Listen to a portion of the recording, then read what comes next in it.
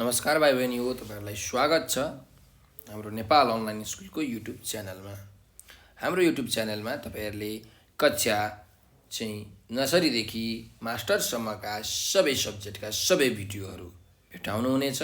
तपाईँहरूले युट्युबमा गएर अथवा फेसबुकमा गएर नेपाल अनलाइन स्कुल भनी सर्च गरी हाम्रो भिडियोहरू हेर्न सक्नुहुनेछ र हाम्रो भिडियोलाई लाइक, सब्सक्राइब र सेयर गरेर नेपाल अनलाइन स्कुलको सहयोगी हात बनिदिनुहोला भनेर विनम्र अनुरोध गर्दछौँ।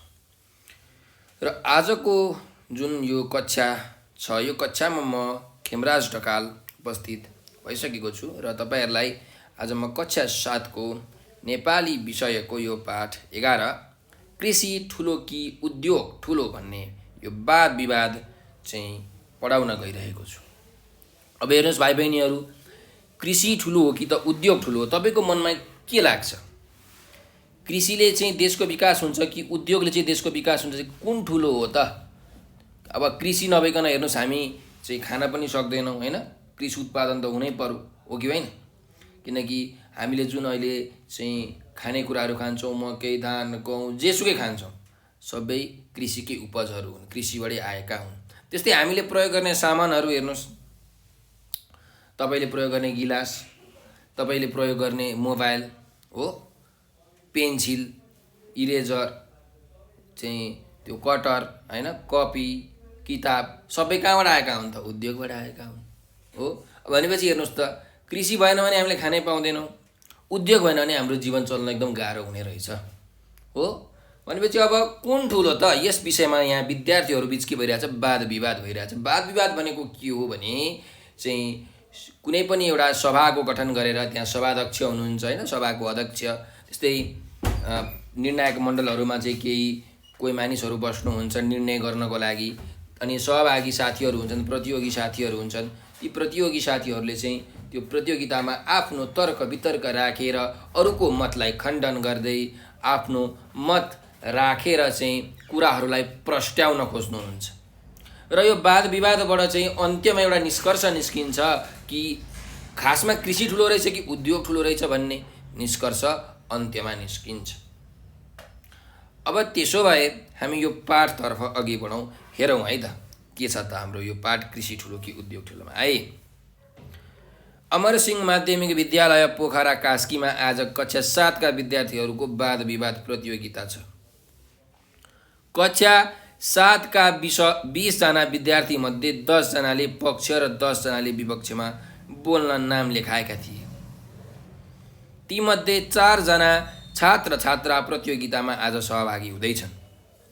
कार्यक्रमको सञ्चालन गर्न विद्यार्थीहरू आफै चिट्ठा हाल्छन्। चिट्ठा तान्दा अरुणा तामाङलाई उद्घोषणको जिम्मेवारी पर्यो। सभाध्यक्ष हुने चिट्ठा प्रमिला गुरुङलाई र समयपालकको चिट्ठा छिरिङ शेर्पालाई पर्यो। निर्णायक हुने चिट्ठा सतीश कायस्थ, अनिता पुन र तिलक वज्राचार्यले ताने। सबैले आफ्नो जिम्मेवारी लिए। कार्यक्रम सुरु भयो। उद्घोषकले भन्नुभयो, श्री सभाध्यक्षज्यू, गुरु र गुरुआमा, निर्णायक मण्डलका सदस्यहरू र प्यारा साथीहरूमा मेरो हार्दिक नमस्कार। आजको वाद विवादको विषय छ कृषि ठुलो कि उद्योग ठुलो। विषयको पक्ष र विपक्षमा बोल्ने साथीहरू हुनुहुन्छ रियाज अहमद, चित्रकला यादव, सञ्जय चौधरी र रितिका बस्नेत। सभाध्यक्षको आज्ञाले म प्रतियोगितामा पालना गर्नुपर्ने नियम सुनाएर कार्यक्रम सुरु गर्छु। बोल्दा कुनै टिपोट हेर्न पाइने छैन है। तर्कको खण्डन गर्दा व्यक्तिगत आक्षेप लगाउन पाइने छैन। प्रत्येक प्रतियोगीले बोल्ने समय 5 मिनेट तोकिएको हुन्छ। 4 मिनेटमा जनाउ घन्टी र त्यसको 1 मिनेटपछि दोस्रो घन्टी बज्नेछ। दोस्रो घन्टी बज्न साथ वक्तव्य पुरा गर्नुपर्नेछ। निर्णायक मण्डलको निर्णय अन्तिम हुनेछ। अब प्रतियोगिता सुरु हुन्छ। सर्वप्रथम विषयको पक्षमा बोल्नुहुन्छ रियाज अहमद। श्री सभाध्यक्षज्यू, आदरणीय गुरु र गुरुआमा, निर्णायक ज्यूहरू र प्यारा साथीहरू, म नेपालमा कृषिलाई जोड दिनुपर्छ भन्ने पक्षमा बोल्दैछु। नेपाल कृषि प्रधान देश हो। अरूको देखासिकीमा यहाँ कृषियोग्य जग्गा बेचेर उद्योग खोल्ने लहर चल्यो, तर पर्याप्त पुँजी र कुशल व्यवस्थापनको अभाव भयो। सही प्राविधिक ज्ञान, तालिम प्राप्त कामदारहरू पाइएनन् र उद्योगहरू बन्द भए। हाम्रो गाउँमा एकजना मध्यमवर्गीय कृषक थिए। उनले खेत बेचेर उद्योग खोले। उद्योग चलाउने अनुभव र ज्ञान उनमा थिएन। केही समय चलाई हेरे, राम्ररी चलाउन सकेनन्, उद्योग बन्द भयो। उनी टेक्ने नसमाउने अवस्थामा पुगे भने त्यहाँका मजदुर पनि बेरोजगार भए। यो त एउटा उदाहरण मात्र हो। देशभर खोजेमा यस्ता उदाहरण सयौँ पाइन्छन्। त्यसैले औद्योगिक विकासले नेपालको उन्नति हुन सक्दैन। नेपालको अर्थतन्त्रको मेरुदण्ड कृषि हो। 80% भन्दा बढी नेपाली कृषिमा संलग्न छन्। कृषिमा अनुभवी जनशक्ति पर्याप्त छ। यसका लागि जमिन छ, परम्परागत प्रविधि छ, हलो कोदालो बनाउने र मर्मत सम्भार गर्ने सिप छ। पुर्खाहरूले छनौट गरेका अन्नबालीका सयौँ प्रकारका बिउहरू छन्। कुन बिउ कहिले र कसरी रोप्नुपर्छ भन्ने ज्ञान एवं अनुभव छ। त्यसैले कृषि गर्न सजिलो छ। आफ्नो परिवार समाजसँग भएको अनुभवको उपयोग गर्नुपर्छ। ठिक समयमा राम्रो बिउ बिजनबाट सही किसिमले खेती गर्नुपर्छ। बुढाबुढीले भन्ने गर्थे, धावन्ती खेती घोकन्ती विद्या। खेतीका लागि धाउनुपर्छ भनेको अलिक मन लगाएर काम गर्नुपर्छ भनेको हो। मन लगाएर परम्परागत प्रविधिमा अलिकति सुधार गरेर खेती गर्नुपर्छ। हामीलाई यत्तिको खाँचो छ।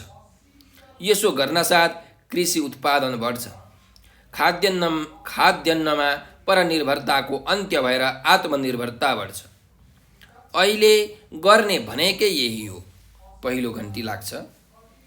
त्यसैले पूर्वाधार, प्रारम्भिक ज्ञान र अनुभव पनि नभएको उद्योगतिर लागेर असफल हुनु उचित हुँदैन। कृषिमा पूर्वाधार र अनुभव छ। अलिकति सुधार र थप मेहनत गर्न साथ उत्पादन बढ्छ। देशको अर्थतन्त्र मजबुत हुन्छ। त्यसैले अहिले नेपालको कृषि विकासमा जोड दिनु बुद्धिमानी हुन्छ। धन्यवाद। उद्घोषकले भन्नुहुन्छ, अब विषयको विपक्षमा चित्रकला यादव बोल्नुहुन्छ। चित्रकला यादव बोल्न आउनुहुन्छ। सभाध्यक्षज्यू, आदरणीय गुरुआमा, निर्णायक वर्ग र साथीहरू, म विषयको विपक्षबाट बोल्दैछु। पूर्ववक्ता साथीका विचार र तर्कसँग म सहमत छैन। उहाँका तर्कहरू नै आधारहीन र त्रुटिपूर्ण छन्। उहाँले उद्योग खोल्ने लहर चल्यो भन्नुभयो। त्यस्तो लहर चलेको भए 1 वर्षभित्र हजारौँ उद्योग खुलेर नेपाल औद्योगिक मुलुक हुनुपर्ने थियो, तर त्यस्तो भएन। स्वाभाविक रूपमा पहिलेको तुलनामा उद्योगहरू बढेका छन्। पुँजी, प्रविधि र व्यवस्थापन कुशलताको अभावमा उद्योग बन्द भए भन्ने कुरा पनि गलत हो। बन्द भएका 1-2 उद्योगलाई उदाहरण देखाएर सबै बन्द भए भन्न मिल्दैन। उहाँले कृषिले विकास हुने ठोकुवा गर्नुभयो, तर कृषिमा श्रम बढी लाग्छ, कम उत्पादन हुन्छ, मौसमी खेती मात्र गरिन्छ, कृषकहरू अर्धबेरोजगार रहन्छन्। यस्तो कृषि विकासले देशको विकास हुने भए उहिलेै नेपाल विकसित भइसक्थ्यो। किनकि उहाँले भनेका कुरा त सयौँ वर्ष अघिदेखि नै नेपालमा छन्। यो युग औद्योगिक युग हो। त्यसैले देशको विकास गर्न उद्योगको विकास गर्नुपर्छ। बिग्रदो पर्यावरण र प्राकृतिक असन्तुलनले कृषि प्रणालीमा असर पुग्छ, तर उद्योगमा असर पर्दैन। उद्योगमा वैज्ञानिकता अपनाइन्छ, तर कृषिमा उद्योगमा जस्तो वैज्ञानिकता अपनाइँदैन। उद्योगमा धेरै काम मेसिनबाट गरिन्छ। मेसिनको काम छिटो, एकनासको र स्तरीय हुन्छ। उद्योगमा आवश्यकता अनुसार सामान जति पनि उत्पादन गर्न सकिन्छ, तर कृषिमा सकिँदैन। यही कारण जापान, दक्षिण कोरिया जस्ता देशहरूले उद्योगलाई रोजेर छिटो विकास गरे। औद्योगिक राष्ट्र बने, तसर्थ उद्योगले चाँडै देशको मुहार फेर्न सकिन्छ। कृषिले सम्भव छैन। पहिलो घन्टी बज्छ। त्यसैले नेपालमा कृषि विकासमा होइन, उद्योगको विकासमा नै जोड दिनुपर्छ। यसैबाट देशको उन्नति हुन्छ। धन्यवाद। अब उद्घोषकले चाहिँ अब विषयको पक्षमा बोल्नुहुन्छ सञ्जय चौधरी भनेर यसरी भन्नुभयो। सञ्जय चौधरी आउनुभयो र उहाँले भन्दै हुनुहुन्छ, अब श्री सभाध्यक्षज्यू, आदरणीय गुरु र गुरुआमा, निर्णायक वर्ग र मेरा प्यारा साथीहरू, यस वाद विवाद प्रतियोगितामा म पक्षबाट बोल्दैछु। कृषि विकासको पक्षमा पहिलो वक्ताद्वारा प्रस्तुत तर्कसँग म पूर्णतः सहमत छु। दोस्रो वक्ताका विचारसँग पुरै असहमत छु र उहाँका तर्कहरू खण्डन गर्दैछु। बिग्रदो पर्यावरण, प्राकृतिक असन्तुलनको प्रभाव कृषिमा मात्र होइन, औद्योगिक विकासमा पनि पर्छ। कृषिमा पनि वैज्ञानिकता अपनाइन्छ, नत्र अन्नबालीको उत्पादन नै हुँदैन थियो। आधुनिक कृषि प्रणालीमा त अधिक रूपमा अपनाइन्छ। कृषिको आधुनिकीकरणबाट अकल्पनीय उपलब्धि हासिल भएको छ। आधुनिक कृषि प्रणालीमा सबै काम मेसिनबाट हुन्छ। उहाँले इच्छा आवश्यकता अनुरूप औद्योगिक उत्पादन जति पनि गर्न सकिने भन्नु ढाँट्न खोज्नु हो। औद्योगिक उत्पादनको पनि सीमा हुन्छ। दक्षिण कोरिया कृषिले खाद्यान्नमा आत्मनिर्भर भएपछि औद्योगिक विकासतिर लागेको हो। गफले मात्रै औद्योगिक विकास सम्भव छैन। त्यसका लागि न्यूनतम पूर्वाधार चाहिन्छ। त्यो पूर्वाधार भनेको कृषि विकास नै हो। देशको विकासमा कुन पक्षलाई प्राथमिकता दिने भन्ने कुरा पृष्ठभूमि अनुसार फरक हुन्छ। पृष्ठभूमिमा त्यसको इतिहास, पूर्वाधार, प्राकृतिक स्रोत, मानव संसाधन, सम्भाव्यता आदि मुख्य हुन्छन्। नेपालमा शताब्दीयौँदेखि खेती गरेको इतिहास छ। जमिन, बिउ, औजार र कृषि प्रविधि सम्बन्धी पूर्वाधार छ। प्रकृतिले नेपाललाई जैविक विविधताको धन निशुल्क प्रदान गरेको छ। कृषिमा अनुभव भएको लाखौँ लाख जनशक्ति छ। अन्य देशले कृषि विकासमा गरेको प्रगति हेर्दा विकासका सम्भावनाहरू अत्यन्त धेरै छन्, तर यसलाई उद्योगका रूपमा सञ्चालन गर्नुपर्छ। जमिनका साना साना टुक्रालाई एकीकृत कृषि फारमको रूपमा विकास गर्नुपर्छ। नदीनालाहरूको अत्याधिक उपयोग गरेर सिँचाइ सुविधा पुर्याउनुपर्छ। हामी सामूहिक खेतीतिर अग्रसर हुनुपर्छ। कृषि समस्याको समाधान र कृषि औजारहरूको सुधार गर्नुपर्छ। उन्नत जातको बिउ लगाउनुपर्छ। बेमौसमी खेती लगाई नगदे बाली बढाउनुपर्छ। यसबाट बाली विविधीकरण भई कृषकहरू पूर्ण रोजगार हुन्छन्। थप रोजगारी पनि सिर्जना हुन्छ। देश खाद्यान्नमा आत्मनिर्भर मात्र होइन, क्रमशः खाद्यान्नको निर्यात बढ्छ। कृषि पेसामा संलग्न जनताको जीवन स्तरमा वृद्धि हुन्छ। त्यसैले नेपालको दिगो विकासको आधार कृषिबाट नै बन्छ। चीनको गरिबी निवारणमा कृषिको ठुलो योगदान छ। भारतमा पनि कुल राष्ट्रिय उत्पादनको 18% कृषिले ओगटेको छ। विकसित राष्ट्रहरू उद्योग झैँ आधुनिक प्रविधिद्वारा खेती गर्छन्। अमेरिका र युरोपका धेरै देशहरूमा 2-3% जनता मात्र कृषि पेसामा लागेका छन्। पहिलो घन्टी भन्छ। त्यहाँ थोरै जमिनमा धेरै उत्पादन गर्ने प्रविधिको विकास गरी प्रशस्त अन्न उत्पादन गर्छन्।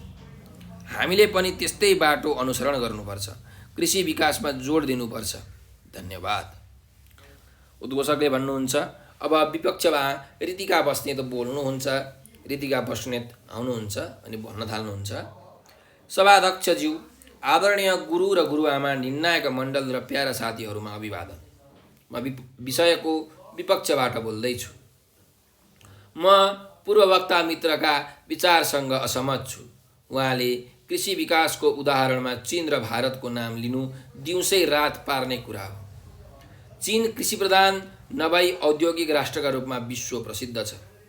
चीनमा ठुलो उद्योगहरू धेरै छन्। औद्योगिक उत्पादनको परिमाण पनि ठुलो छ।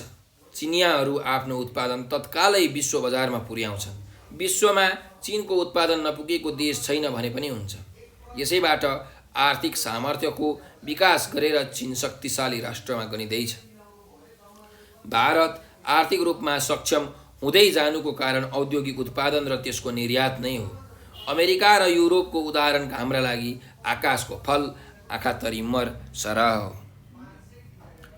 गरिब देशले कृषि विकास गर्ने भनेको कृषि क्षेत्र विस्तारका लागि वन फाँड्नु हो।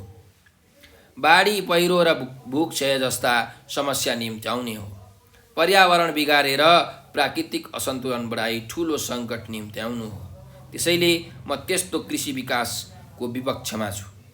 नेपालमा औद्योगिक विकासको पूर्वाधार छैन भन्नु आफ्नो शक्ति आफैले थाहा नपाउनु हो। उद्योग स्थापना गर्न आवश्यक जमिन नेपालसँग छँदैछ। नेपालीहरूले थोरै थोरै पुँजीबाट धेरै रकम जम्मा गरी लगानी गर्न सक्छ। त्यसो गर्दा नाफा देशभित्रै रहन्छ। काम गर्नका लागि बेरोजगार मानिस प्रशस्त छन्। नेपालीहरू कृषि मजदुर हुनुभन्दा उद्योगका मजदुर हुन चाहन्छन्। कच्चा पदार्थ पनि यहीँ उपलब्ध छ। यहीँको पुँजी र जनशक्तिले काम गर्न सकिने अवस्था छ। केवल मेसिन औजार मात्र आयात गरे पुग्छ। नेपाल सगरमाथा र बुद्धको देश भनेर चिनाए जस्तै कृषि विकासको देश भनेर चिनाउन सकिँदैन। संसारको कुनै देश कृषि क्षेत्रको विकासले चिनिएको पनि छैन। तर औद्योगिक राष्ट्र भनेर संसारमा चिनिएका देश धेरै छन्। नेपाललाई औद्योगिक राष्ट्र भनेर त्यसै गरी चिनाउन सकिन्छ। पहिलो घन्टी बज्छ। नेपालको गरिबी निवारण कृषि विकासबाट सम्भव छैन। कृषिले नेपालको कल्याण गर्ने भए त उहिल्यै गरिसक्थ्यो, किनकि नेपालमा कृषि त उहिलेदेखि थियो। त्यसैले उद्योगको विकासले मात्र राष्ट्रको विकास गर्छ।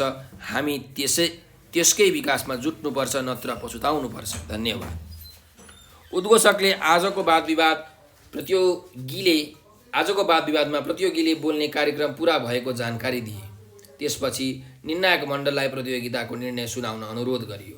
निर्णायक मण्डलले नतिजा सुनायो। कक्षा शिक्षकले विजयी विद्यार्थीलाई बधाईसहित छोटो मन्तव्य दिनुभयो। कार्यक्रमको अन्त्यमा सभाध्यक्षले पुरस्कार वितरण गरी मन्तव्यसहित सभा विसर्जन गरिन्। यसरी यो पाठ कृषि ठुलो कि उद्योग ठुलो भन्ने जुन वाद विवाद छ, यो वाद विवाद हामीले पढ्यौँ। अब यहाँ हेर्नुहोस् त, यो वाद विवादमा चाहिँ विषय दिएको रहेछ कृषि ठुलो कि उद्योग ठुलो, होइन। अब पक्षमा बोल्ने भनेको जुन विद्यार्थीहरू छन् उनीहरूले चाहिँ कृषि ठुलो भने र विपक्षमा बोल्ने चाहिँ विद्यार्थीहरूले चाहिँ उद्योग ठुलो भनेर भने।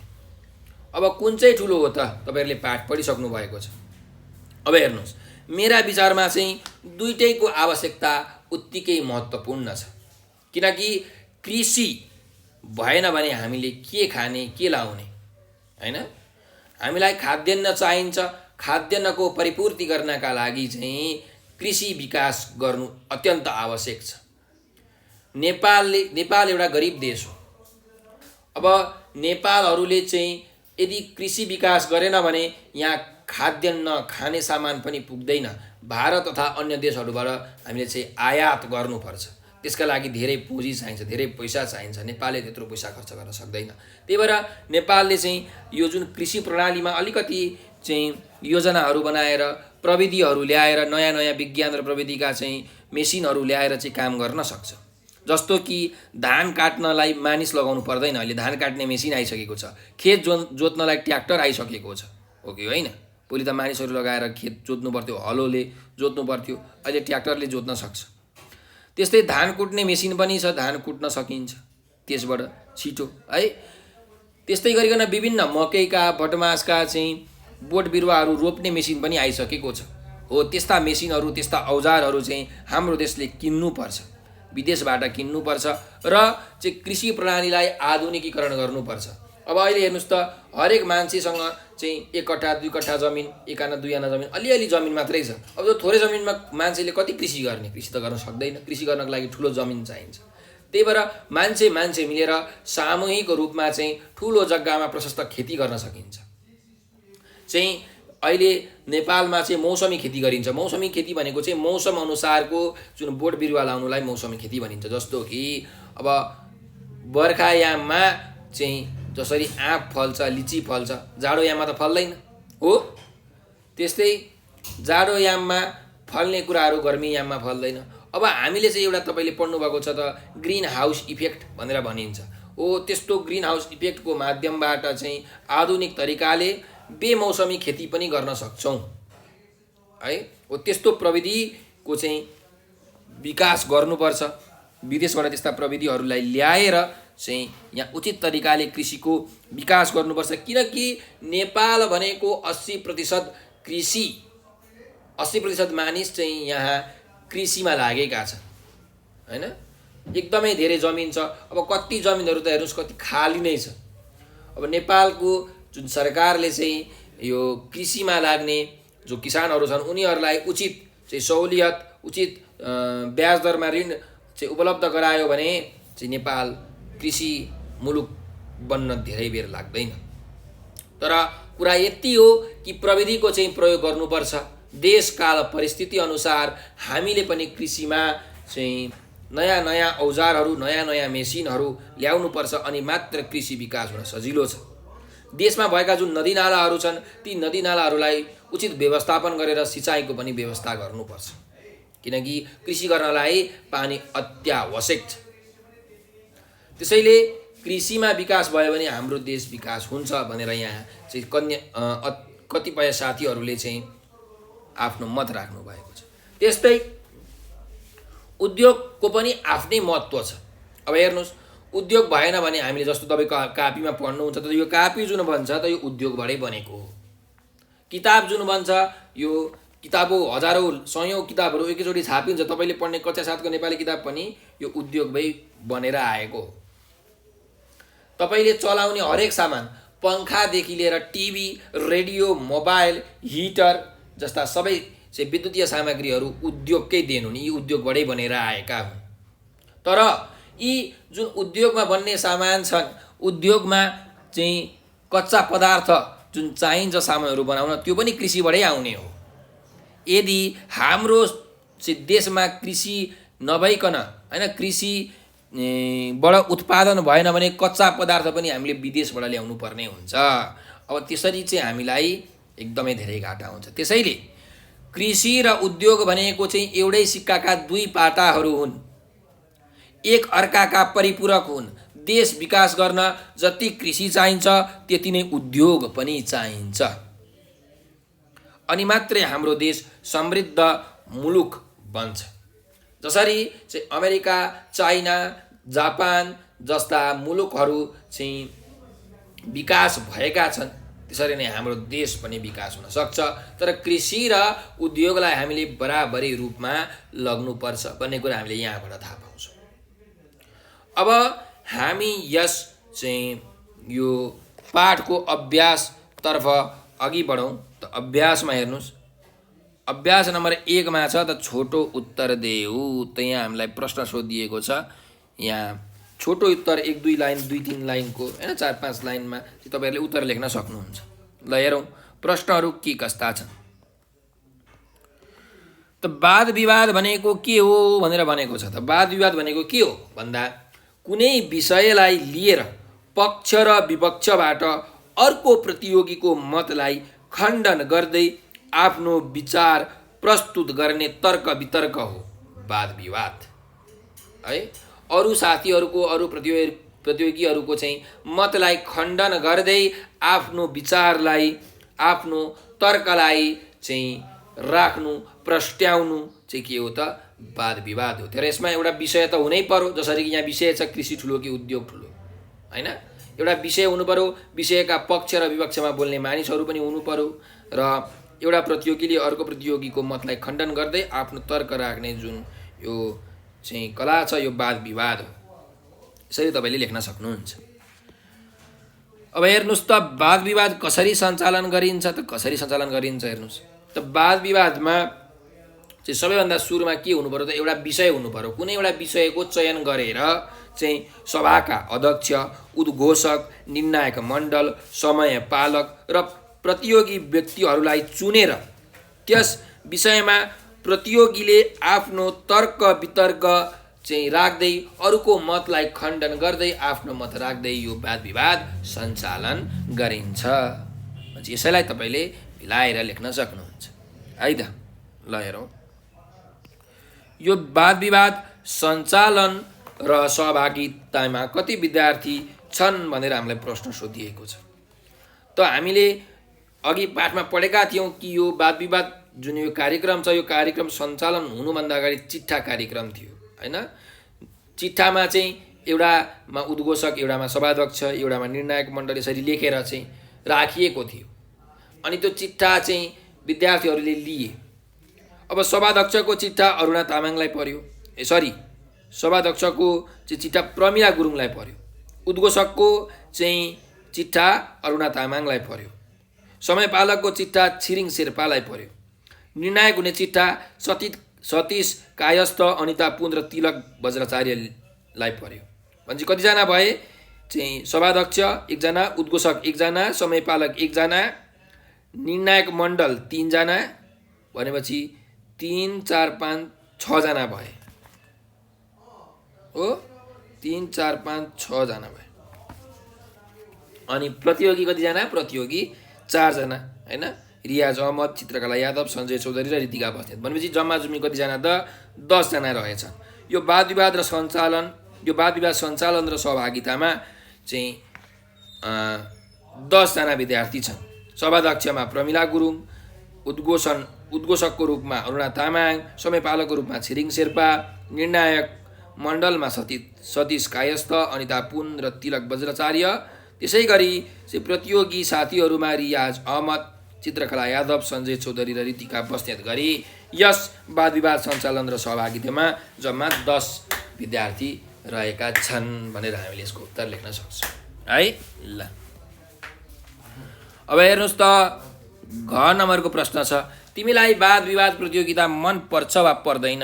कारण सहित स्पष्ट पार भनेको छ। त मलाई वाद विवाद प्रतियोगिता अत्यन्त मनपर्छ। किनकि वाद विवाद प्रतियोगितामा कुनै एउटा विषयको आधार लिएर चाहिँ त्यो विषयमा चाहिँ प्रतियोगी साथीहरूले, प्रतियोगी व्यक्तिहरूले चाहिँ अरूको मतको खण्डन गर्दै आफ्नो तर्क वितर्क दिन्छन्। आफ्नो तर्क वितर्क पनि उनीहरूले कारणसहित दिन्छन्। यसरी चाहिँ कुनै विषयमा तर्क वितर्क राखेर त्यो विषयको बारेमा धेरैभन्दा धेरै हामीले जानकारी लिन सक्छौँ र अन्त्यमा कुन पक्ष अथवा विपक्ष चाहिँ ठुलो हो भन्ने कुरा पनि हामीले थाहा पाउँछौँ। यहाँबाट एउटा हामीले कन्क्लुजन निकाल्न सक्छौँ हैन। त्यसैले चाहिँ यो मलाई वाद विवाद प्रतियोगिता चाहिँ मन पर्छ भनेर हामीले यसरी कारणसहित लेख्न सक्छौँ है। ल त अर्को अभ्यासमा जाउँ। कुन कसको भनाइ हो जोडा मिलाऊ भनेको छ। त यहाँ हेरौँ,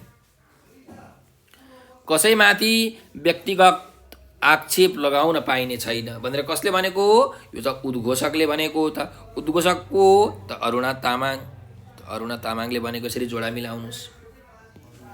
अर्कोमा जाउँ, यो औद्योगिक युग हो भनेर भनेको छ। त यो कसले भनेको हो?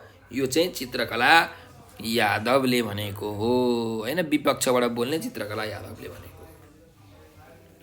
त्यस्तै गरिकन अर्कोमा जाउँ, विकसित राष्ट्रहरू उद्योगमा चाहिँ आधुनिक प्रविधिद्वारा खेती गर्छन् भनेर भनेको छ। यो कसले भनेको हो?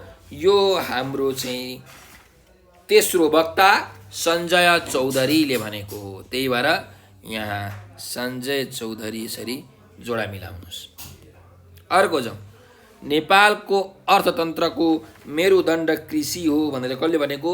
यो सबैभन्दा सुरुको प्रतियोगी रियाज अहमदले भनेको है यसरी। र अर्को चाहिँ यहाँ जाउँ, कच्चा पदार्थ पनि यहीँ उपलब्ध हुन्छ भनेर भनेको छ। यो कसले भनेको हो? यो अन्तिम प्रतियोगी ऋतिका बस्नेतले भनेको हो। यसरी हामीले यहाँ जोडा मिलाउन सक्छौँ। तपाईँहरूले पाठ पढिसक्नु भएको छ। यो पाठबाट हेरेर तपाईँले जोडा मिलाउन सक्नुहुन्छ है त। ल अब अर्को अभ्यासमा जाउँ। अभ्यास नम्बर 3, ठिक उत्तरमा ठिक चिनो लगाऊ भनेर भनेको छ। ल हेरौँ, क नम्बरको प्रश्न छ, सभा कसले सञ्चालन गर्छ भनेर भनेको छ। त कसले सञ्चालन गर्छ? उद्घोषकले सञ्चालन गर्छ। तर उद्घोषकले चाहिँ कसरी सञ्चालन गर्ने हो त? सभाको अध्यक्षको निर्देशन अनुसार उद्घोषकले चाहिँ सभाको सञ्चालन गर्ने हो। त्यही भएर यसको आ नम्बर ठिक छ है। सभाध्यक्षको निर्देशनमा उद्घोषकले सञ्चालन गर्छ है। ल अब अर्को ख नम्बरमा जाउँ, उद्योगमा धेरै काम मेसिनबाट गरिन्छ भन्ने वाक्य कसले भनेको हो भनेर भनेको छ। त यो कसले भनेको हो? यो चाहिँ सञ्जय चौधरीले भनेको हो कि चित्रकला यादवले भनेको हो कि ऋतिका बस्नेतले कि रियाज अहमदले भन्दा यो चित्रकला यादवले भनेको हो है। चित्रकला यादवले भनेको हो। अब जाउँ अर्को चाहिँ ग नम्बरमा, कृषिमा के गर्दा थप रोजगारीको सिर्जना हुन्छ भनेर भनेको छ। त कृषिमा के गर्दा थप रोजगारीको सिर्जना हुन्छ भन्नुहोस् त? कृषिलाई उद्योगका रूपमा सञ्चालन गर्दा कि उन्नत जातको बिउ लगाउँदा हो कि सामूहिक रूपमा खेती गर्दा हो कि अन्न बालीमा विविधीकरण गर्दा हो? के गर्दा चाहिँ धेरै रोजगारीको सिर्जना हुन्छ? ल भन्नुहोस् त। हो। कृषिलाई उद्योगको रूपमा सञ्चालन गर्दा चाहिँ धेरै रोजगारीको सिर्जना हुन्छ। कृषि पनि हुन्छ, उद्योग पनि हुन्छ हो। त्यही भएर धेरै मानिसहरूले जागिर पाउँछन्। ल त अर्को हेरौँ, गरिब देशले कृषि विकास गर्दा के हुन्छ भनेर भनेको छ। अब गरिब देशले कृषि विकास गर्दा के हुन्छ? खेतको काम सबै मेसिनले गर्छ। अब यो त एकदम गाह्रो कुरा हो। हेर्नुहोस्, मेसिनहरू ल्याउनको लागि त एकदम धेरै पैसा लाग्छ। त गरिब देशले यस्तो गर्न सक्दैन। थोरै जमिनमा खेती गरेर धेरै उत्पादन गर्छ। यो त विकसित देशहरूले गर्ने हो, गरिब देशले गर्ने होइन होइन। त्यही भएर यो पनि हुँदैन। अब अर्को हेरौँ, कृषि औजारमा सुधार गर्छ, यो गर्न सक्छ। कृषि क्षेत्र विस्तारका लागि वन फलानी गर्छ। ल अब गरिब देशले कृषि विकास गर्दा के गर्छ त भन्दा चाहिँ कृषिको औजारमा के गर्छ त सुधार गर्छ। यो गर्नुपर्छ हो कि होइन? त्यस्तै कृषि क्षेत्र विस्तारका लागि वन फलानी पनि त गर्नुपर्छ हो। वन फलानी उसले गर्छ, तर यो कुरालाई चाहिँ हामीले न्यूनतमभन्दा न्यूनतम चाहिँ फलानी गर्नुपर्छ। एकदम कम चाहिँ वनहरू फलानी गर्नुपर्छ, किनकि वन भनेको हाम्रो प्राकृतिक चाहिँ यो हावा, स्वच्छ हावा दिने चाहिँ यो ठाउँ हो होइन। वनबाट यस्तो रुखहरू हुन्छन्, अनेक रुखहरूले चाहिँ अनेक प्रकारका चाहिँ अक्सिजनहरू दिएर चाहिँ हाम्रो यो प्रकृतिको पर्यावरणलाई चाहिँ मिलाइरहेका हुन्छन्। त्यही भएर वन फलानी चाहिँ हामीले गर्नु हुँदैन। त्यसैले गरिब देशले चाहिँ के गर्छ त कृषि औजारमा सुधार चाहिँ गर्छ। कृषि विकास गर्दाखेरि कृषिको विकास गर्नको लागि औजारमा त सुधार गर्नै पर्यो, नत्र त कृषि विकास हुँदैन। त्यही भएर कृषि औजारमा सुधार गर्छ। ल तब अर्को अभ्यासमा जाउँ। अर्को अभ्यासमा छ उत्तर लेख है। ल हेरौँ त, यहाँ प्रश्न छ क नम्बरमा, पाठमा कृषिलाई जोड दिनुपर्छ भन्नेहरूमध्ये कसको तर्क किन राम्रो लाग्यो भनेर भनेको छ। त कृषिमा चाहिँ कृषिको पक्षबाट बोल्ने जो विद्यार्थीहरू छन्, एकजना सञ्जय चौधरी र अर्को रियाज अहमद हुन्। त कसको चाहिँ तर्क तपाईँलाई राम्रो लाग्यो दुईजना मध्ये र किन राम्रो लाग्यो त्यो भन्नुहोस् भनेर भनेको छ। अब तर्क त खास या भन्ने हो भने दुइटैको राम्रो छ। अब भन्नै पर्ने हो भने, खासमा छुट्याउनै पर्ने हो भने चाहिँ पाठमा चाहिँ कृषिलाई जोड दिनुपर्छ भन्नेहरूमध्ये मलाई सञ्जय चौधरीको तर्क चाहिँ राम्रो लाग्यो। किनकि सञ्जय चौधरीले भन्नुभएको छ कि बिग्रदो पर्यावरण, प्राकृतिक असन्तुलनको प्रभाव कृषिमा मात्रै होइन, औद्योगिक विकासमा पनि पर्छ होइन।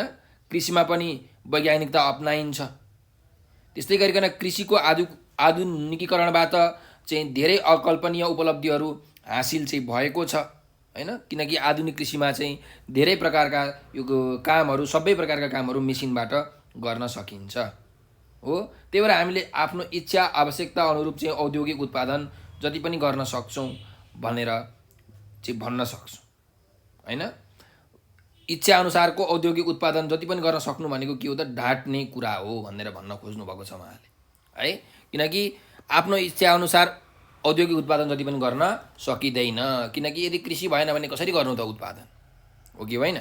त्यसैले अनि चाहिँ यो कुनै पनि देशहरू चाहिँ औद्योगिक मुलुक बन्नुभन्दा अगाडि उनीहरू चाहिँ कृषि विकास, उनीहरूले चाहिँ प्रविधिको प्रयोग गरेर कृषि विकास अगाडि नै गरिसकेका थिए भनेर यसरी सञ्जय चौधरीले भन्नुभएको छ।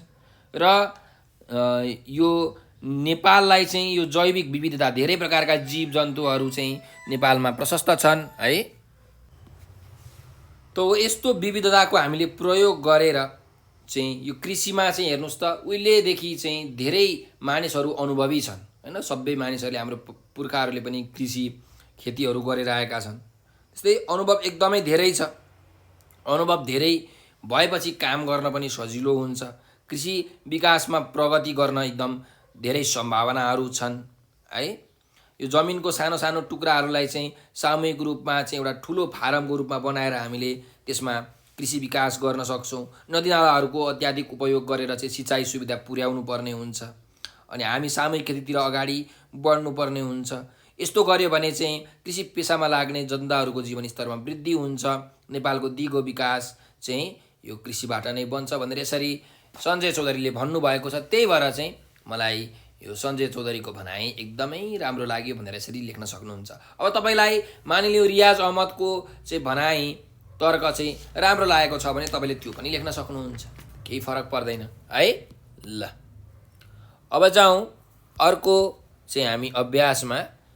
अर्को अभ्यास चाहिँ हेर्नु, यहाँ हाम्रो चाहिँ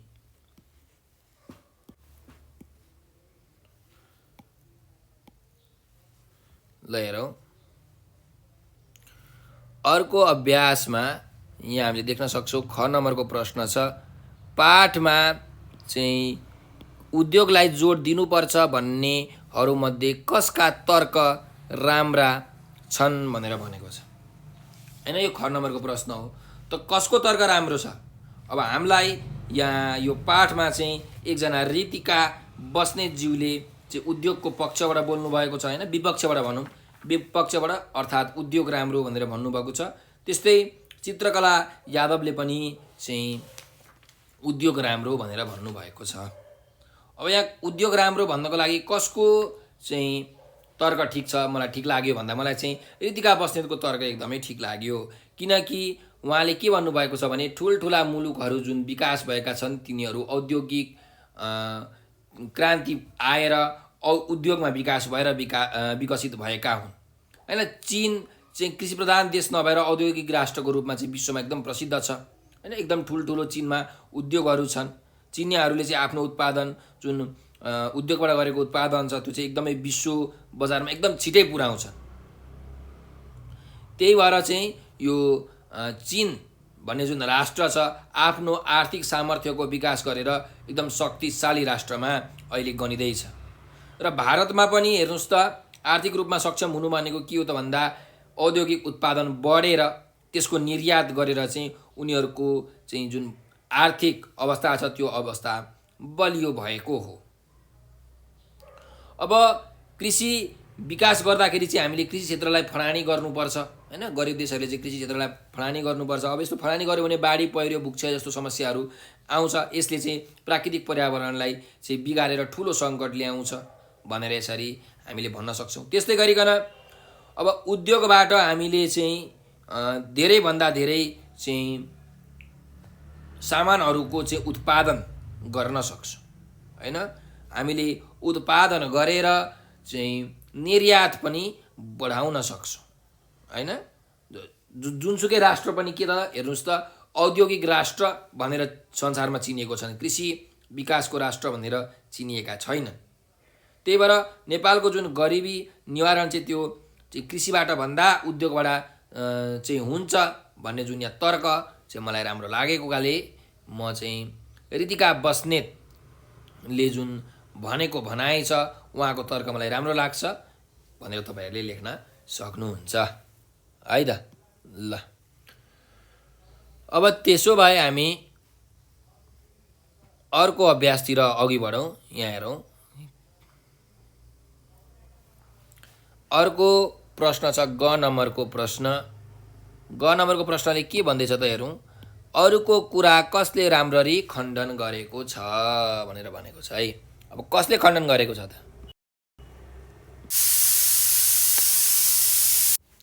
अब हेर्नु त अरूको कुरा कसले राम्ररी खण्डन गरेको छ भन्दाखेरि चाहिँ मलाई चाहिँ यो सञ्जय चौधरीले चाहिँ अरूको मतलाई एकदम राम्रो तरिकाले खण्डन गर्नुभएको छ।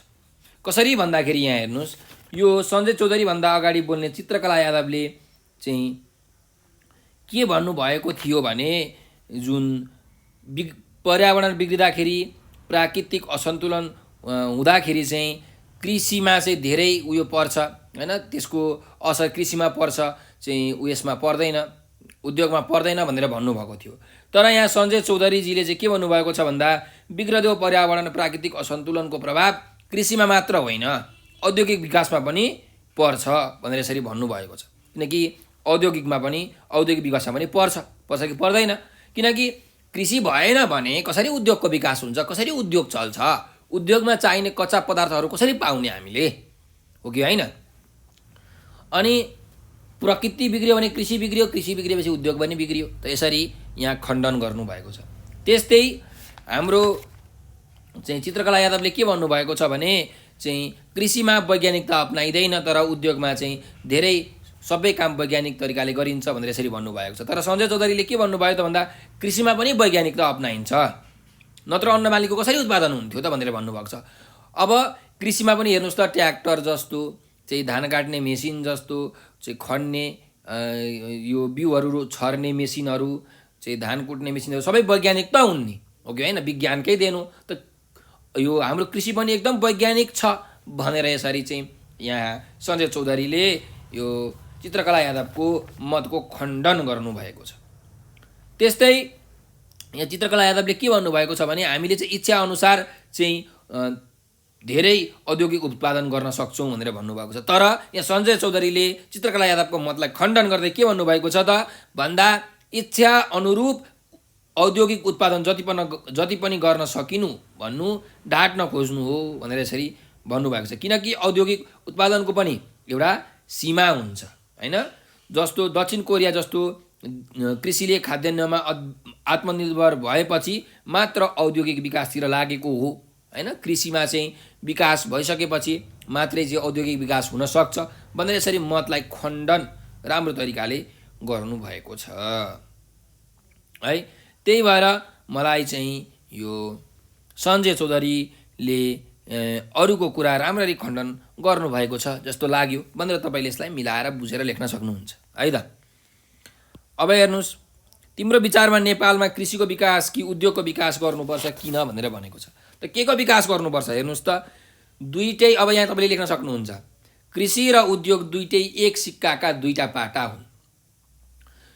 कृषि जबसम्म विकास हुँदैन, जबसम्म कृषि प्रणालीमा आधुनिकता प्रविधिको विकास हुँदैन, तबसम्म चाहिँ उद्योगमा चाहिने कच्चा पदार्थ हामीले बाहिरी देशबाट निर्यात गर्नुपर्छ। त निर्यातलाई घटाएर देशलाई समृद्ध बनाउने हो भने हामीले आफ्नो कृषि प्रणालीमा चाहिँ के गर्नुपर्छ त विकास गर्नुपर्छ। नयाँ नयाँ औजारहरू ल्याउनु पर्दछ, सामूहिक रूपमा खेती गर्नुपर्दछ, अनि कच्चा पदार्थको उत्पादन हुन्छ। त्यही कच्चा पदार्थलाई प्रयोग गरेर उद्योगमा प्रयोग गरेर हामीले धेरै प्रकारका औद्योगिक सामानहरू चाहिँ उत्पादन गर्न सक्छौँ। धेरैभन्दा धेरै उत्पादन गरेर निर्यात गरेर पनि हामी चाहिँ धनी समृद्ध बन्न सक्छौँ। त्यही भएर मेरो विचारमा नेपालमा कृषिको विकास जत्तिकै उद्योगको विकास पनि महत्त्वपूर्ण छ भनेर तपाईँले यसरी यसको उत्तर लेख्न सक्नुहुन्छ, है? ल, अब अर्को प्रश्नमा जाउँ। 9 नम्बरको प्रश्नमा तिमी निर्णायक भएको भए कसलाई जिताउँथ्यौ, किन जिताउँथ्यौ भनेको छ। त म निर्णायक भएको भए सञ्जय चौधरीलाई जिताउँथेँ। किनकि उहाँले गर्नुभएको तर्क एकदम विचारपूर्ण छ। उहाँले आफ्नो साथीहरूको चाहिँ तर्कलाई एकदम राम्रो तरिकाले खण्डन गर्नुभएको छ। उहाँले चाहिँ खण्डन गर्दै चाहिँ आफ्नो विचारहरूलाई चाहिँ प्रमाणसहित राख्नु भएको छ। उहाँले भन्नुभएको छ कि नेपालमा शताब्दीदेखि नै खेतीको गरेको इतिहास छ। चाहिँ कृषिमा अनुभव भएका लाखौँ जनशक्तिहरू छन्। ती जनशक्तिहरूको प्रयोग गरेर हामीले कृषिमा धेरैभन्दा धेरै विकास गर्न सक्छौँ। नयाँ नयाँ चाहिँ प्रविधिहरू ल्याएर, प्रविधिका चाहिँ मेसिनहरू ल्याएर वैज्ञानिक तवरले हामीले कृषिमा चाहिँ लगायौँ भने हाम्रो देश कृषिबाट समृद्ध हुन सक्छ। जमिनको साना साना टुक्रालाई एकीकृत बनाएर कृषि फारमको रूपमा विकास गरियो भने धेरैभन्दा धेरै उब्जाउ गर्न सकिन्छ। उन्नत जातको बिउ लगाएर बेमौसमी खेती पनि गर्नुपर्छ, नगदे बाली पनि लगाउन सकिन्छ, होइन? यसरी बालीको धेरै विविधीकरणबाट कृषकहरू पुनः रोजगार हुन्छन् भनेर यसरी हामीले यहाँबाट भन्न सक्छौँ, है? त्यही भएर चाहिँ म निर्णायक भएको भए चाहिँ सञ्जय चौधरीलाई जिताउँथे भनेर तपाईँले यसरी लेख्न सक्नुहुन्छ, है त? ल, अब अर्को अभ्यासमा जाउँ। यहाँ हेर्नु, शब्द भण्डार छ। 5 नम्बरको अभ्यासमा के भनेको छ त, उदाहरणमा देखाए जस्तै गरी तलका शब्दबाट नयाँ शब्द बनाऊ भनेको छ। जस्तो यहाँ हेर्नु, सञ्चालनबाट सञ्चालक, त उद्घोषणबाट के हुन्छ? उद्घोषणबाट उद्घोषक, उद्घोषक। व्यवस्थापनबाट के हुन्छ? व्यवस्थापक हो। उत्पादनबाट उत्पादक, लेखनबाट लेखक, सम्पादनबाट सम्पादक हो। यसरी तपाईँहरूले चाहिँ यो शब्दहरूलाई चाहिँ मिलाएर लेख्न सक्नुहुन्छ। अब अर्को ख नम्बरमा जाउँ, हेर्नुहोस्। अब यो यहाँ उदाहरणमा दिएको छ, हेर्नुहोस् त, विकासको विकसित, त उत्पादनको के हुन्छ? उत्पादनको उत्पादित हो। सञ्चालनको सञ्चालित, सञ्चालित। सम्भावनाको सम्भावित। आयातको आयातित। सन्तुलनको सन्तुलित। प्रोत्साहनको प्रोत्साहित। निर्देशनको निर्देशित। आधारको आधारित। यसरी तपाईहरुले लेख्न सक्नुहुन्छ। त्यस्तै अब अर्को ग नम्बरमा जाउँ, यहाँ हेरौँ। संलग्नको संलग्नता छ भन्छ। निर्भरको के हुन्छ त? निर्भरको निर्भरता। असफलको असफलता। कुशलको कुशलता, हैन। अब आवश्यकको आवश्यकता। विविधको विविधता। नैतिकको नैतिकता। वीरको वीरता। सुन्दरको सुन्दरता। यसरी तपाईहरुले लेख्न सक्नुहुन्छ है। ल, त अर्कोमा हेरौँ फेरि। उद्योगको औद्योगिक, हैन। उद्योगको औद्योगिक भयो। प्रकृतिको के हुन्छ त? प्रकृतिको प्राकृतिक। विज्ञानको वैज्ञानिक। कति सजिलो छ है, विज्ञानको वैज्ञानिक। पक्षको पाक्षिक। प्रविधिको प्राविधिक। जीवको जैविक। समूहको सामूहिक। अर्थको आर्थिक। श्रमको श्रमिक। यसरी तपाईहरुले लेख्न सक्नुहुन्छ है। ल, अब अर्को अभ्यासमा जाउँ। अर्को अभ्यासमा हेर्नुस्, ग नम्बरमा छ। बेरोजगारको बेरोजगारी, हैन। अनि जिम्मेवारको के हुन्छ त? जिम्मेवारको जिम्मेवारी। अनुभवको अनुभवी। नेपालको नेपाली। खेतको खेती।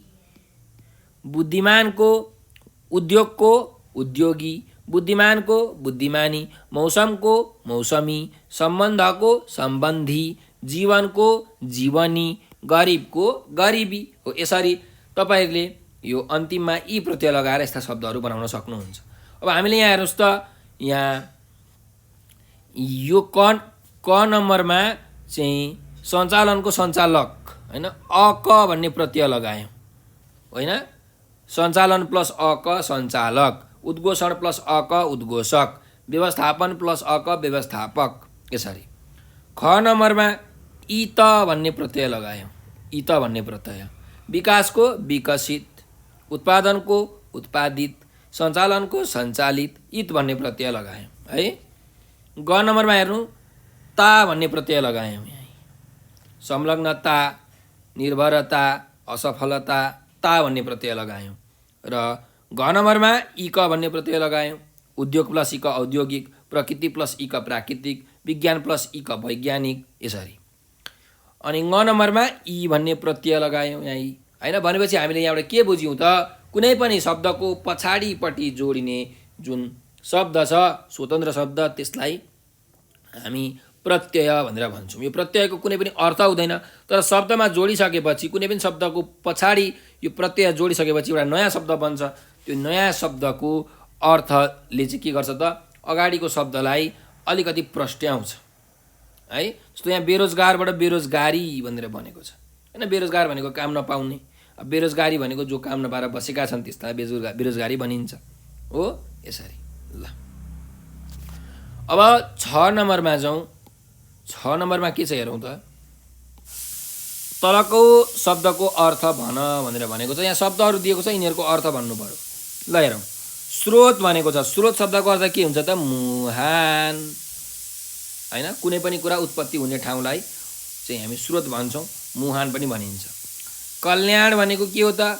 हित। अरूको कल्याण हुने काम गर्नुपर्छ, अरूको हित हुने काम गर्नुपर्छ। त ठोकुवा भनेको के हो? ठोकुवा भनेको चाहिँ ठोकुवा गर्नु, हैन। भनेको 100% यही हो कि हो भन्नु, हैन। त्यही भएर 100% हो भन्नु भनेको के हो त? ठोकुवा गर्नु हो। त उपलब्धि भनेको के गर्नु? हासिल गर्नु हैन? हासिलता पाउनु, हासिल गर्नु, यसरी हामीले लेख्न सक्छौँ। खाद्यान्नको खाने अन्न अथवा खाने कुरा भनेर तपाईँले लेख्न सक्नुहुन्छ है। अब खण्डन गर्नु, त खण्डन गर्नु भनेको के हो त? कुरा चाहिँ काट्नु हैन? खण्डन गर्नु, अरूको मतलाई काट्नु। अनि पुँजी भनेको छ, पुँजी भनेको लगानी भन्नुहोस् अथवा सम्पत्ति भनेर भन्नुहोस् हैन? सम्पत्ति भनेको चाहिँ पुँजी हो। यसरी हामीले चाहिँ यी शब्दहरूका अर्थहरू पनि हामीले लेख्न सक्छौँ है त। ल अब अर्को अभ्यासमा जाउँ। अभ्यास नम्बर 7 मा तलका शब्दका अगाडि अ जोडेर विपरीतार्थी शब्द बनाऊ भनेको छ। जस्तो यहाँ पर्याप्तमा हेर्नुहोस् त, अ प्लस पर्याप्त अपर्याप्त। अब ज्ञानको के हुन्छ त? अ प्लस ज्ञान अज्ञान हैन? ठ्याक्कै उल्टो अर्थ दिने शब्द। ज्ञान भनेको हाम्रो कुनै शिक्षा, अज्ञान भनेको चाहिँ शिक्षा नभएको अशिक्षित। सजिलोको के हुन्छ त? सजिलोको असजिलो हैन? असजिलो भनेको गाह्रो भन्न खोजेको। वैज्ञानिकको अवैज्ञानिक। त्यस्तै सहमतको असहमत, विकसितको अविकसित हैन? विकसित नभएको। सम्भवको असम्भव र पूर्णको के हुन्छ त? अपूर्ण। यसरी हामीले अगाडि अ भन्ने उपसर्ग जोडेर चाहिँ हामीले यहाँ शब्दहरू बनाउन सक्छौँ। अब हेर्नुहोस्, यो जुन अ भनेको छ यो चाहिँ के हो त? उपसर्ग हो। कुनै पनि शब्दको अगाडि जोडिने जुन भाषिक इकाइ छ यिनीहरूलाई हामी के भन्छौँ? उपसर्ग भन्छौँ है। उपसर्गको चाहिँ स्वतन्त्र रूपमा अर्थ हुँदैन, तर शब्दमा जोडिसकेपछि यसले शब्दको अर्थलाई बदलिदिन्छ हैन? वैज्ञानिकबाट अवैज्ञानिक भयो, ठ्याक्कै उल्टो अर्थ भयो। पर्याप्तलाई अपर्याप्त भयो, अझै अर्थ यसले के गरिदिन्छ त? बदलिदिन्छ। ल अब जाउँ अर्को अभ्यासमा। त अर्को अभ्यास छ उस्तै अर्थका शब्दसँग जोडा मिलाइ कपीमा सार भनेको छ। ल अब हेर्नुहोस्, यहाँ कल्याण भन्ने शब्द छ। त कल्याण शब्दको अर्थ के हुन्छ त? हित हो। ल यो 1 नम्बर भयो भने यो पनि 1 नम्बर। त्यस्तै अर्को शब्द हेरौँ, युग भनेको छ। त युग भनेको के हो? युग भनेको समय हो। त्यही भएर चाहिँ यो 2 नम्बर भयो भने यो पनि 2 नम्बर। ल अर्को हेरौँ, वक्तव्य भनेर भनेको छ। त वक्तव्य भनेको के हो त? भनाइ हैन? कसैको भनाइलाई हामी के भन्छौँ? वक्तव्य भन्छौँ। त यो 3 नम्बर भयो भने यो पनि 3 नम्बर। तपाईँले जोडा मिलाउन सक्नुहुन्छ। त्यस्तै उन्नति भनेको के हो त? उन्नति भनेको चाहिँ प्रगति, विकास भनेर भन्छौँ हैन? कुनै देशको उन्नति हुनु भनेको विकास हुनु हो। त्यही भएर यो 4 नम्बर भयो भने यो पनि 4 नम्बर हो। यसको अर्थ यो। ल अर्को जाउँ, पुँजी भनेको के हो त? सम्पत्ति। यहाँ चाहिँ है सम्पत्ति, तपाईँले जोडा मिलाउन सक्नुहुन्छ। भनेपछि यसको अर्थ के हो त? सम्पत्ति हो। यो 5 नम्बर भयो। ल त्यस्तै गरिकन अर्को जाउँ, सङ्कट। त सङ्कट भनेको के हो त? विपत्ति हैन? समस्या, विपत्तिलाई हामी सङ्कट भन्छौँ। त यो 6 नम्बर भयो भने यो पनि 6 नम्बर। अर्को हेरौँ, त कामदार भनेको के हो त? कामदार भनेको काम गर्ने मान्छे। त मजदुर। त यो 7 नम्बर भयो भने यो 7 नम्बर भयो है। ल अब एउटा अन्तिम शब्द छ ठोकुवा। अब हेर्नुहोस् त, ठोकुवाको अर्थ छ यहाँ बाँकी। हामीले सबै अर्थ लेखिसक्यौँ है, यहाँ जोडा मिलाइसक्यौँ। अब ठोकुवाको अर्थ त छैन। त यहाँ ठोकुवा भनेको चाहिँ एउटा एक्लै बसो, अरू छैन। अब ठोकुवाको अर्थ के हुन्छ त? 100% हो भन्नु भनेर हामीले अगाडि नै यहाँ चाहिँ पढिसक्यौँ। यसको अर्थ तपाईँले आफै लेख्न सक्नुहुन्छ। 100% हो भन्नु भनेको चाहिँ के हो त? ठोकुवा हो है। हो कि हो हैन? रामले चाहिँ काठमाडौँ भनेको नेपालको राजधानी हो भनेर ठोकुवा गर्यो हैन? हो नि त? हो, 100% हो। यसरी ठोकुवा गर्नु भनेको। ल अब अर्को अभ्यासमा जाउँ। तलको उखान हेरी त्यस्तै अन्य 5वटा उखानको अर्थ खुल्ने गरी वाक्यमा प्रयोग गर्नु भनेर भनेको छ। त उखान भनेको के हो भन्दाखेरि उखान भनेको चाहिँ बोल्दाखेरि अथवा लेख्दाखेरि भनौँ पुस्तादेखि समाजमा चल्दै आएको जुन शिक्षामूलक वाक्यांश अथवा कथनहरूलाई हामी के भन्छौँ उखान भनेर भन्छौँ। यसलाई अङ्ग्रेजीमा के भनिन्छ त प्रोभर्ब भनेर भनिन्छ है। उखानलाई अङ्ग्रेजीमा प्रोभर्ब भनेर भनिन्छ। अब यसले चाहिँ के गर्छ भन्दाखेरि कुनै पनि वाक्यलाई चाहिँ एकदम मिठो र रोचक बनाउँछ।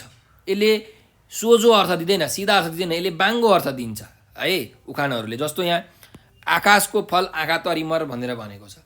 भन्नुको मतलब के हो त आकाशमा फलेको फल चाहिँ हामीले आँखाले हेर्ने मात्रै त हो नि, टिप्न सक्दैन हो। अब यसको अर्थ भन्न खोजेको के हो भन्दाखेरि जुन कुरा जहाँ हामी पुग्नै सक्दैनौँ त्यहाँ चाहिँ हामीले पुग्ने सोच्नु पनि हुँदैन हो। आकाशको फल आँखा तरिमर भनेको कुनै पनि वस्तु पाउन एकदम असम्भव हुनु भनेको यसको अर्थ हो है। पाउन असम्भव वस्तु भनेर भन्न खोजेको। जस्तो अब यसको चाहिँ वाक्य बनाउनु पर्दा के बनाउन सकिन्छ भन्दा सबै टाइसुटमा ठाटिएर हिँडेका छन्, बिचरा अर्केको छोरालाई भने एउटा कोट पनि आकाशको फल आँखा तरिमर भएको छ भनेर यसरी तपाईँले वाक्य बनाउन सक्नुहुन्छ है। सबै टाइसुटमा ठाटिएर हिँडेका छन्, बिचरा अर्केको छोरालाई भने एउटा कोट पनि आकाशको फल आँखा तरिमर भएको छ भनेर यसरी हामीले लेख्न सक्छौँ है। ल अब अरू चाहिँ 5वटा उखानहरू लेख्नु पर्यो है। त हेर्नुहोस् म लेख्दैछु। अचानोको पिर खुकुरीले जान्दैन।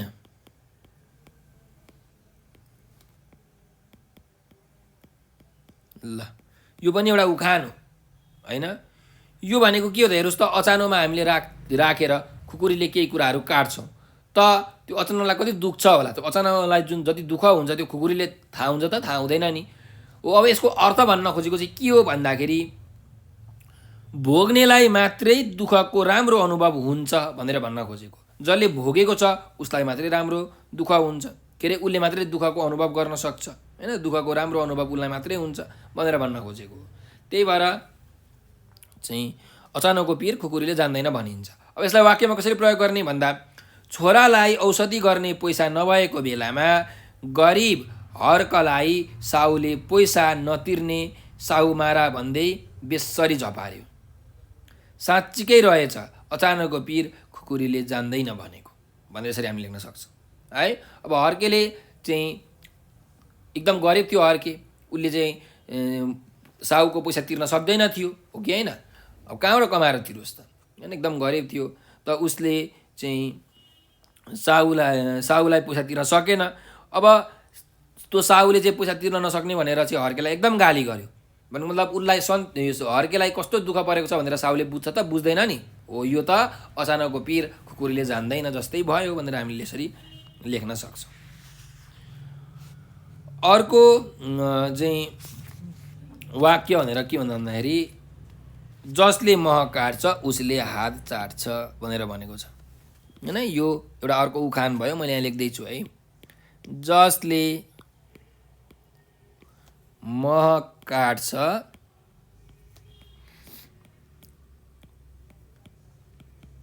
उसले हात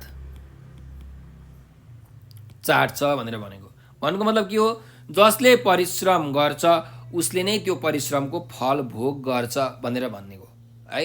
परिश्रम गर्नेले त्यो परिश्रमको फल चाहिँ भोग्छ भनेर भनेको। त्यही भएर अब यसको वाक्य के बनाउन सकिन्छ त भन्दा रामले वर्षभरि मरी पढ्यो, कक्षामा प्रथम भयो अनि पुरस्कार पनि पायो। हुन पनि हो जसले मह काट्छ उसले हात चाट्छ। यसरी हामीले चाहिँ वाक्य बनाउन सक्छौँ है। अब अर्को जाउँ। अर्को के हुन्छ त भन्दाखेरि ढुङ्गा खोज्दा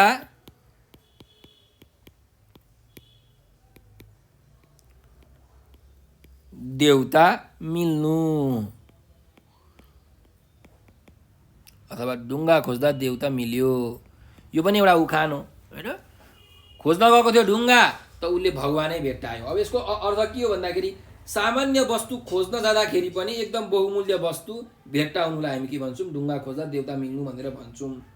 त हामीले यसको के वाक्य बनाउन सकिन्छ भन्दा चाहिँ मोतीराम भट्टले प्रेस स्थापना गरिसकेपछि के छापु भन्दै हिँडेको बेला भानुभक्तको रामायण पाउँदा उनलाई ढुङ्गो खोज्दा देउता मिल्ने जस्तै भयो भनेर यसरी हामीले वाक्य बनाउन सक्छौँ है। ल यसरी अब अर्को जाउँ। धन भनेपछि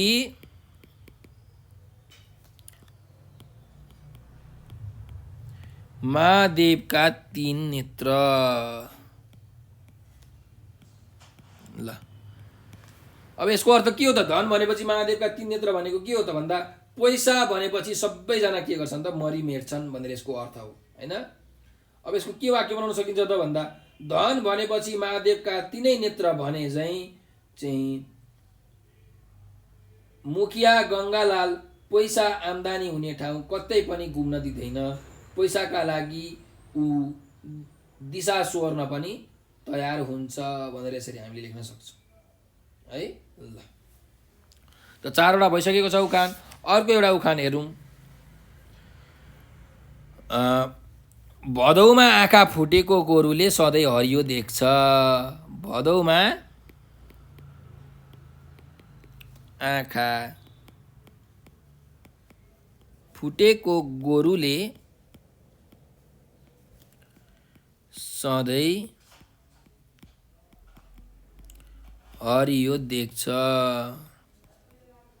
ल यो भन्नुको मतलब के हो त भन्दाखेरि भदौमा हेर्नु सबैतिर हरियाली हुन्छ है, घाँसे मैदानहरू हुन्छ। अब त्यतिखेर मानिलिउँ गोरुको आँखा फुट्यो भने उसले त सबैतिर हरियै देख्छ भनेर यसको भन्न खोजेको। अब यसको खासमा अर्थ चाहिँ के हो भने भन्दा परिस्थिति बदलिएको चाहिँ नदेख्ने हैन। परिस्थिति बदलियो भने पनि नदेख्नेलाई चाहिँ हामी के भन्छौँ? भदौमा आँखा फुटेको गोरुले सधैँ हरियो देख्छ भनेर भन्न खोजेको। जस्तो भदौमा आँखा फुटेको गोरु सधैँ हरियो देख्छ भने चाहिँ हाम्रा हजुरबुवा आज भोलि पनि छुवाछुतको कुरा गर्दै हिँड्नुहुन्छ भनेर यसरी हामीले भन्न सक्छौँ हैन। अब हजुरबुवाको पालामा त छुवाछुत थियो, त अहिले त छुवाछुतको चाहिँ धेरै यो हराइसकेको छ हैन। छुवाछुत परम्पराहरू अझै पनि अलिकति विद्यमान छ, तर हजुरबाले चाहिँ आज पनि छुवाछुतको कुरा गर्दै हिँड्नुहुन्छ। यो भनेको के हो त? भदौमा आँखा फुटेको गोरुले सधैँ हरियो देख्छ भने जस्तै हो है। ल यसरी अरू पनि उखानहरू हुन्छन्। तपाईँले यो उखानहरू चाहिँ आफ्नो बुवा आमालाई सोधेर गर्नुहोस्। जस्तो कि म 1-2वटा भन्छु। नजिकको तीर्थ हेला, नमक चिन्ने पिङको 100 झड्का, नाच्न नजान्ने आँगन टेढो, हात्ती आयो फुस्सा, हुट्टी ट्याउले आकाश थाम्नु, हुने हार दैव नटार, वनको बाघले खाओस् नखाओस् मनको बाघले खान्छ, रातभरि रोग्यो बुढी त जिउँदै, रातभरि करायो दक्षिणा हरायो। यस्ता चाहिँ उखानहरू हामीले भेट्टाउन सक्छौँ र तिनीहरूको अर्थसहित वाक्य तपाईँले बनाउनुहोस् है त। अब अभ्यास नम्बर 10मा जाउँ। हेर्नुहोस्, ठिक त शब्द छानेर खाली ठाउँ भर भनेर भनेको छ। ठिक शब्द छानेर हामीले खाली ठाउँ भर्नुपर्ने छ। ल हेरौँ त क नम्बरमा छ वाद विवाद ड्यासमा ड्यासहरूले आफ्ना ड्यासहरू राखे। त के हुन्छ त? वाद विवाद प्रतियोगितामा प्रतियोगीहरूले आफ्नो तर्कहरू राखे है। वाद विवाद प्रतियोगितामा प्रतियोगीहरूले आफ्नो तर्कहरू राखे। यहाँ छ तर्क प्रतियोगी प्रतियोगिता, यसरी मिलाएर राख्नु पर्यो। अब जाउँ ख नम्बरमा हेरौँ। सभाध्यक्षको अनि खाली ठाउँ अनुसार खाली ठाउँले कार्यक्रम खाली ठाउँ गरे भनेपछि सभाध्यक्षको निर्देशन अनुसार उद्घोषकले कार्यक्रम सञ्चालन गरे। त्यही भएर सभाध्यक्षको निर्देशन अनुसार उद्घोषकले कार्यक्रम सञ्चालन गरे भनेर यसरी तपाईँले लेख्नु पर्यो है त। ल अर्को जाउँ ग नम्बरमा। विकसित राष्ट्रका खाली ठाउँहरू आधुनिक खाली ठाउँमा सबै काम खाली ठाउँबाट गर्छन् भनेपछि के हुन्छ त? यसमा विकसित राष्ट्रका कृषकहरू आधुनिक कृषि प्रणालीमा सबै काम मेसिनबाट गर्छन्। त्यही भएर के हुँदो रहेछ त यहाँ हेर्नुहोस्, विकसित राष्ट्रका कृषकहरू त कृषकहरू आधुनिक कृषि प्रणालीमा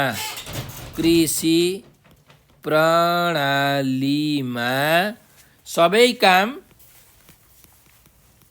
मेसिनबाट गर्छन्। यहाँ छ यी मेसिन हो। यसरी तपाईहरुले खाली ठाउँ भर्न सक्नुहुन्छ। अर्को जाउँ घ नम्बरमा हेर्नुहोस्, चाहिँ खाली ठाउँ छ कृषि प्रणालीका अनि फेरि खाली ठाउँ छ अरू कम खाली ठाउँ हुन्छन् त के हुन्छ भन्दा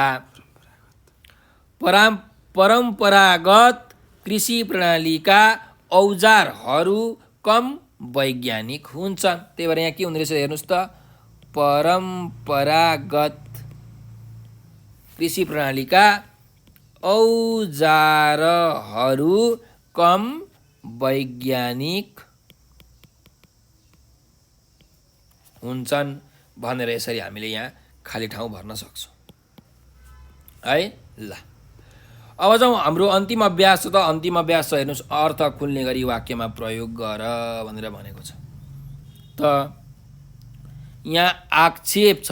त आक्षेप भनेको के हो भने अरूले गर्दै नगरेको काममा के गर्नु त उसलाई दोष लगाउनु, के भनिन्छ आक्षेप भनेर भनिन्छ है। त्यही भएर अब यहाँ हामीले यसको के वाक्य बनाउन सक्छौँ भन्दाखेरि रामलाई उसकी दिदीले चाहिँ पैसा चोरेको भन्दै आक्षेप लगाउनु भयो भनेर यसरी हामीले वाक्य बनाउन सक्छौँ है। ल त बेरोजगार भनेको के हो त, काम नपाउनुलाई बेरोजगारी अवस्था भनेर भनिन्छ हैन। काम नपाउने भनेको बेरोजगार। त नेपालमा धेरै युवाहरू बेरोजगार भएर विदेश पलायन भएका छन्। नेपालबाट धेरै युवाहरू चाहिँ बेरोजगार भएर विदेश गएका छन्, विदेश पलायन भएका छन् भनेर यसरी वाक्य बनाउन सकिन्छ। त अर्को चाहिँ जनशक्ति। त जनशक्ति भनेको के हो, जनताको शक्ति। त हामीले यसमा के वाक्य बनाउन सकिन्छ भन्दा नेपालमा रहेका जनशक्तिको उचित प्रयोग गरेर नेपाललाई विकसित राष्ट्र बनाउन सकिन्छ भनेर यसरी हामीले चाहिँ वाक्य बनाउन सक्छौँ। अर्को जाउँ पूर्ववक्ता भनेर भनेको छ। पूर्व भनेको अगाडि, वक्ता भनेको बोल्ने मान्छे। त अगाडि बोल्ने मान्छे, सुरुमा बोल्ने मान्छे भनेर भनेको है पूर्ववक्ता भनेको।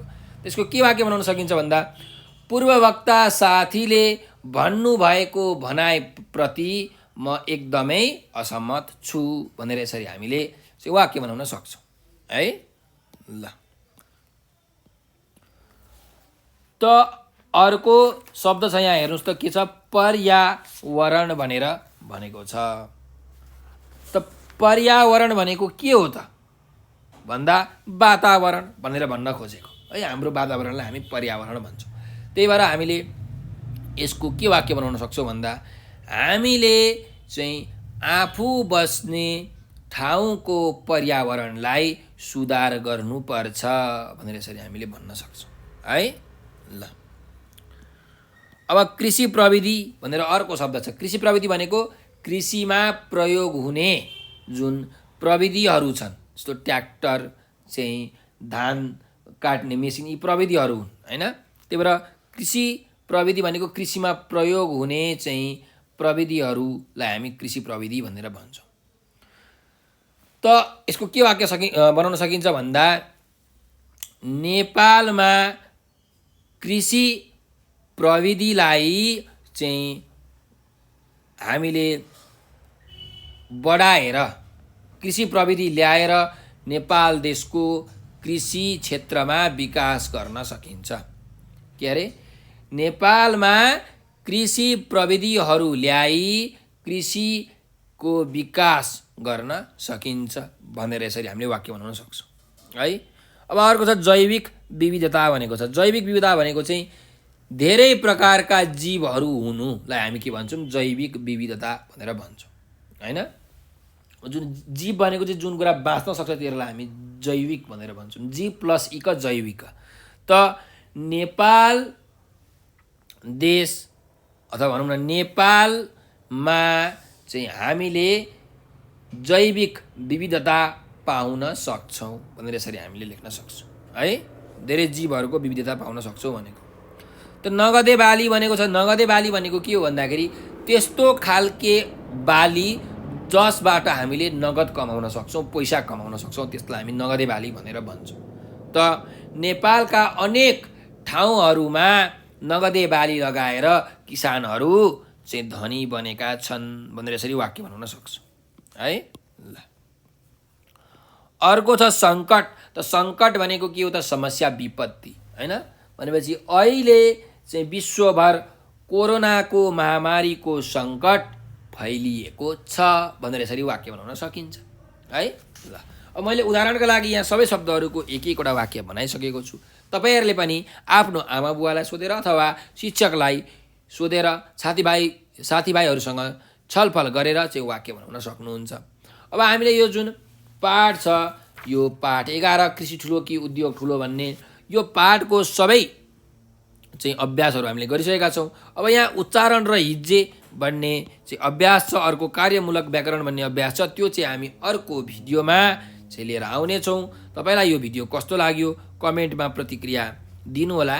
र हजुरहरूलाई केही समस्या आइपरेको छ, केही कुरा बुझ्नुभएको छैन, जान्नुभएको छैन, अथवा नेपाल अनलाइन स्कुलको टिमलाई केही सरसल्लाह सुझाव दिन मन लागेको छ भने यो नम्बर टिप्नुहोस् 9849595895 हो। यो नम्बरमा तपाईँहरूले भाइबर, टेलिग्राम र व्हाट्सएपमा हामीलाई म्यासेज गर्न सक्नुहुन्छ। साथसाथै हामीहरूले चाहिँ यो टिकटक, फेसबुक, ट्विटर र इन्स्टाग्राम पनि बनाएका छौँ। तपाईँहरूले टिकटकमा, फेसबुकमा, ट्विटर अनि इन्स्टाग्राममा चाहिँ नेपाल अनलाइन स्कुल लेखेर त्यहाँ सर्च गर्नुहोला र हामीलाई फलो गर्नुहोला। हामीले त्यहाँ एकदमै रमाइलो भिडियोहरू, पाठ पढाएका भिडियोहरू, साथसाथै अतिरिक्त क्रियाकलापहरू गराउँछौँ। जस्तो कि हाजिरी जवाब प्रतियोगिता, कथा लेखन, निबन्ध लेखन, गायन प्रतियोगिताहरू गराउँछौँ। ती प्रतियोगितामा तपाईँले भाग लिएर चाहिँ पुरस्कार र उपहार पनि जित्नुहुनेछ भन्ने मलाई आशा छ। हामीले उपहार र पुरस्कारको पनि व्यवस्था गरेको छौँ। र हाम्रो भिडियोलाई लाइक, सब्सक्राइब र सेयर गरेर नेपाल अनलाइन स्कुलको सहयोगी हात बनिदिनु होला भनेर विनम्र अनुरोध गर्दै म आज हजुरहरूबाट बिदा लिन चाहन्छु। हजुरहरूले यो भिडियो अन्तिमसम्म हेरिदिनु भएकोमा हजुरहरूलाई हृदयदेखि धेरै धेरै धन्यवाद। स्वस्थ रहनुहोस्, व्यस्त रहनुहोस्, मस्त रहनुहोस्।